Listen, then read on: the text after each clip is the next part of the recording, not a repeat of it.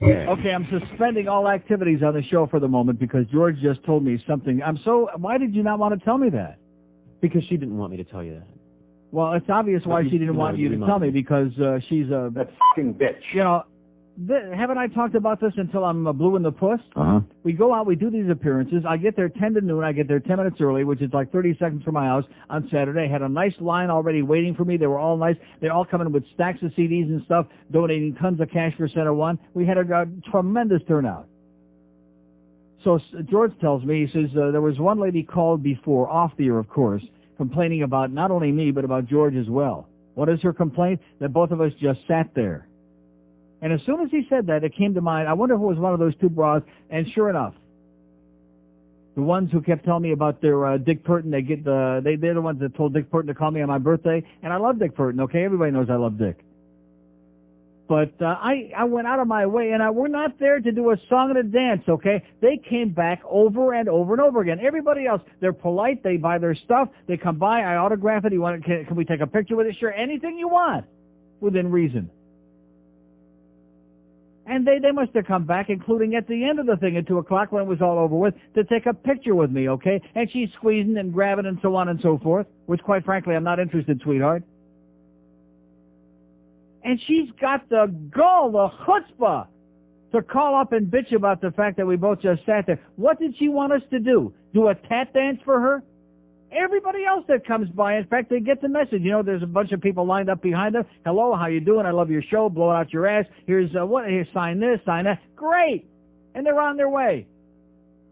And these broads, these two of them, kept coming back over and over again. I kept wondering, why won't they just go away already? Oh, we love you. Oh, you know. And I signed them cards. I took the picture with them. And she's got the gall, the goddamn big, saggy old boobs to call you. The huge old saggy teta, she's got them, to call you and bitch about the fact that we were just sat there like bumps on a log. Let me tell you, okay, because I will do this again next year, and every year that I can raise money for a good charity, which Center One is definitely one. I'm going there to raise money for charity, okay? I'm not going there to have a goddamn party to play grab ass. And believe me, Saturday there wasn't anybody there I wanted to play grab ass with. Occasionally there are people who come by that I would like to do grab ass with. And believe me, sweetheart, you're not the one. Under any circumstances. I just can't. Yes, I can. But of all people, them that came back, like I said, 755 goddamn times. That fucking bitch. And signed their pictures for him and wrote whatever they wanted. Oh, yeah, we're going to get Dick to send you his new CD. You know something? I can get my friend, what's her name, at the Herald over there. We can get her to send Dick Purton his new best of CD. I don't need them. I can get my own Dick Purton stuff, okay? Bitch. No, sir, of all the people to call you and bitch about the fact, and what did she want you to do? I don't know. She wants you to squeeze her saggy boobs, is that it? If she'd asked. Believe me, you would not have touched her saggy boobs. Believe me. Especially with your wife and daughter there. Well, like I said. I mean, that just blows me away. It's just astonishing to me. I mean, I try to be so nice, even people that make me sick to my stomach, I try to be nice to them. Like that idiotic fax, which I won't even refer to. They go out from Andy from Hollywood, who just doesn't get the message and won't stop faxing and won't stop coming by at the goddamn hockey game, who came, I just got my friend here, want to say hi. I'm not stopping, good. I don't want to see you again, ever. I can't stand you. You make me sick to my stomach. You're an idiot. You're a professional nerd. Go the hell away. Saturday at that hockey game, I must have had 75,000 people came by, and I'm nice to every single one of them. Most of them are pretty nice people. And some of them, yes, better believe I'd play grab ass with, right. Living and breathing people. Did I need to see Andy from Hollywood again? No. Or his pain in the ass friend? No. No. In fact, any friend of his is immediately an enemy of mine. Uh-huh. But this broad, this bitch, this no good mother bitch, that's got, no, seriously, this is not amusing. This is pathetic. If this audience could see how many times these two bimbats came back, old broads, by the way, old bags, that not one of you would touch even with an ugly stick, not even with somebody else's, that's right, and kept coming back over, and I kept thinking to myself, Jesus, I mean, isn't there an end to this? I mean, we're not putting on a show. This isn't a tap dance. This isn't a goddamn stage song and a dance routine. This is a fundraiser for charity. And I'm donating my goddamn time, which, yes, I only lived 30 seconds away for that one, so it was great. But I'm donating my time to come out here and put on a happy face, meet the people in the audience, take their money, and schmooze a little bit, and that's it. And get the hell out of my face. And everybody knows that. But she's complaining that we didn't do what? What did she expect us to do? That's what I would like to know. When people go to book signings and there's an author there, what's the author doing?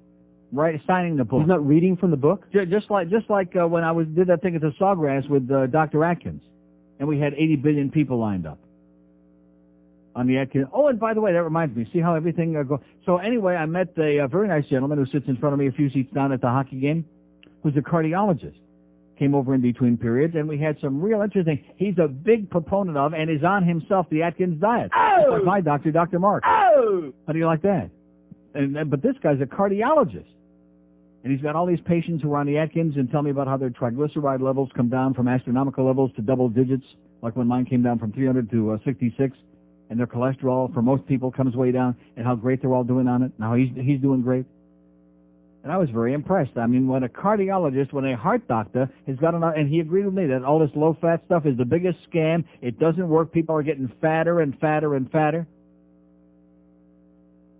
But anyway, getting back to the signing his Books a Million with Dr. Atkins, there were all those people lined up. He didn't get up and dance. Of course, he's 100 years old. He's a great guy, but he wasn't going to get up. He could barely get up anyway. But I mean, he wasn't going to get up and schmooze with those people. They came along. They may have asked him a quick question about the diet. Next, and that was it. In all the years that I've been on the air, that what you just told me, that is the ultimate in gall, because I spent more time with those two broads, with those baggy, saggy, two old broads, than all the other people combined, because they wouldn't go to hell away.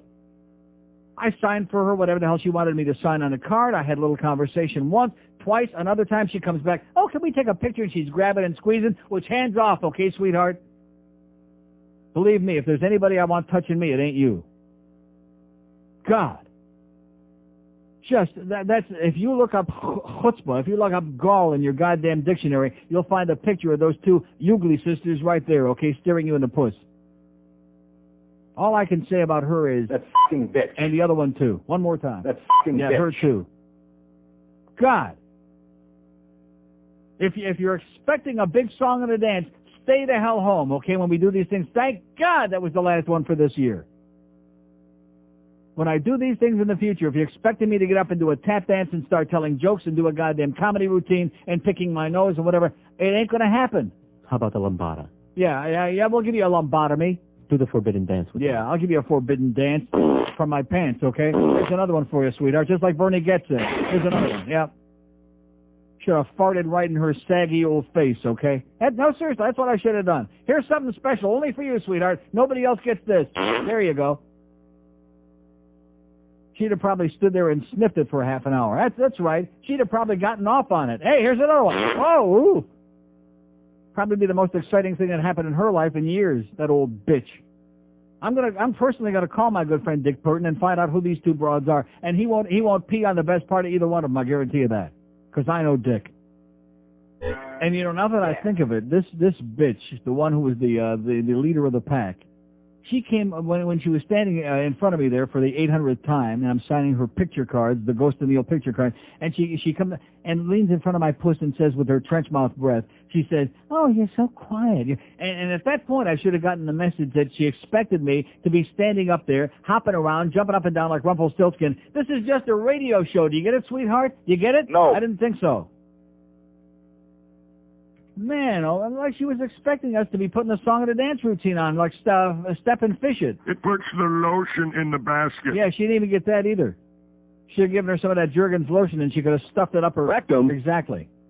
Man, it's just, some of you people out there like the guy that, I brought my wife by, this was at PP Park at a Dolphin game before the game, years ago. And I was just sitting there as a paid spectator getting ready to watch a football game. I wasn't doing an appearance.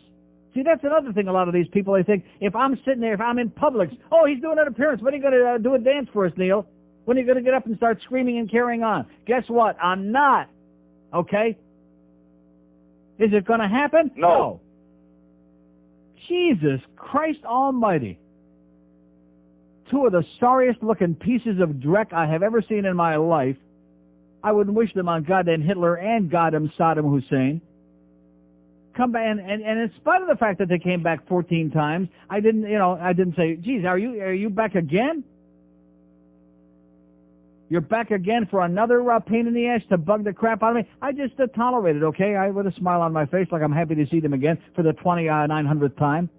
Was I happy to see them? No. Yeah, I was as happy to see them as I was to see Andy from Hollywood at the hockey game.